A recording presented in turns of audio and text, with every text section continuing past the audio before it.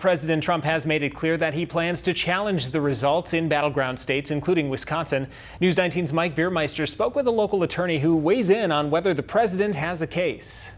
Even before voters hit the polls on Tuesday, President Donald Trump made it clear that he would challenge the results of the election. And he stuck to that message early Wednesday morning. This is a very big moment. This is a major fraud in our nation.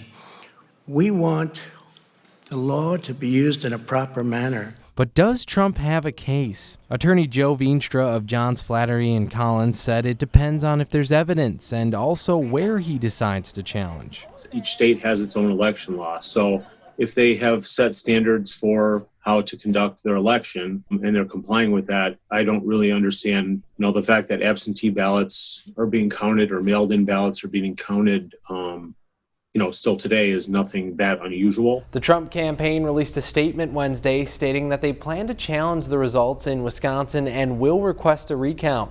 It reads, in part, there have been reports of irregularities in several Wisconsin counties, which raise serious doubts about the validity of the results. The president is well within the threshold to request a recount and will immediately do so.